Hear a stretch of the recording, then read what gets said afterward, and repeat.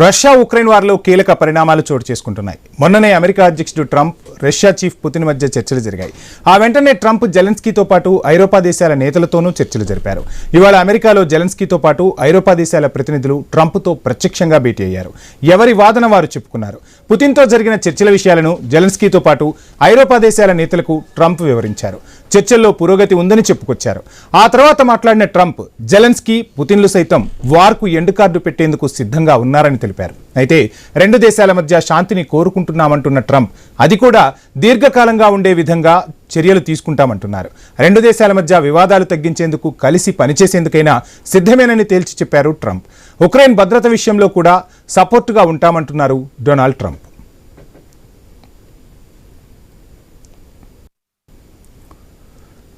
ఇక ట్రంప్ వ్యాఖ్యలను బట్టి చూస్తే ఇప్పటి వరకు జరిగిన చర్చలు ఒక్క కొలిక్కి వచ్చినట్టే కనిపిస్తున్నాయి. ఇక ముందు జరిగేవే కీలకమంటున్నారు విశ్లేషకులు. జెలెన్స్కీతో సమావేశం తర్వాత మాట్లాడిన ట్రంప్ త్వరలోనే పుతిన్తో కూడా మళ్లీ మాట్లాడతానని ప్రకటించారు.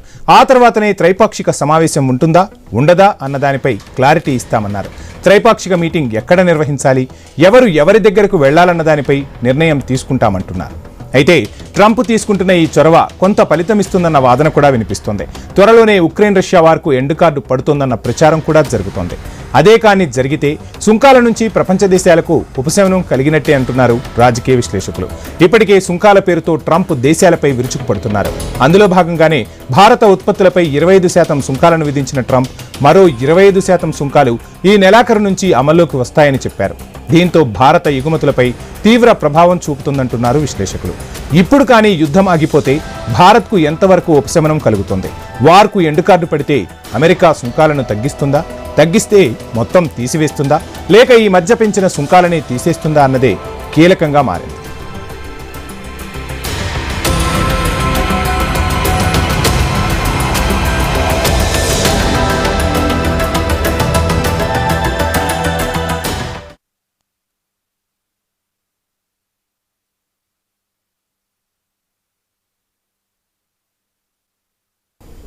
రైట్, ఇక ఇదే అంశంపై ఐ న్యూస్ ఈ రోజు స్పెషల్ డ్రైవ్ చేపట్టింది. డ్రైవ్ లో మనతో మాట్లాడేందుకు అందే సత్యం గారు విశ్లేషకులు జూమ్ లో సిద్ధంగా ఉన్నారు. అదేవిధంగా మన్నెం కోటేశ్వరరావు గారు విశ్లేషకులు జూమ్ లో సిద్ధంగా ఉన్నారు. వారిని అడిగి మరిన్ని విషయాలు తెలుసుకునే ప్రయత్నం చేద్దాం. సత్యం గారు, అదేవిధంగా కోటేశ్వరరావు గారు, నమస్కారం అండి. నమస్తే. నమస్తే అండి. కోటేశ్వరరావు గారు, మొత్తంగా చూస్తూ ఉన్నాం, ట్రంప్ ఇద్దరి మధ్య మధ్యవర్తిత్వం వహిస్తూ ఉన్నాడు. ఎక్కడి వరకు ఈ చర్చలు వెళ్తాయనుకోవచ్చు? త్రైపాక్షిక భేటీ త్వరలోనే జరిగే అవకాశం ఉందా? ఇప్పటి వరకు జరిగిన చర్చల సారాంశాన్ని బట్టి మనం నెక్స్ట్ ఎలా ఉండబోతుంది అనుకోవచ్చు? డొనాల్డ్ ట్రంప్ జనవరి 20వ తారీఖున అధికారం స్వీకరించగానే 24 గంటల్లో ఉక్రెయిన్ సంక్షోభాన్ని పరిష్కరిస్తానని చెప్పాడు.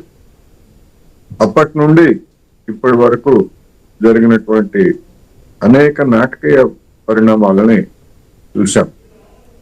మధ్యలో దాదాపు అయిపోయింది, ఒప్పందం కుదిరింది అన్నట్లుగా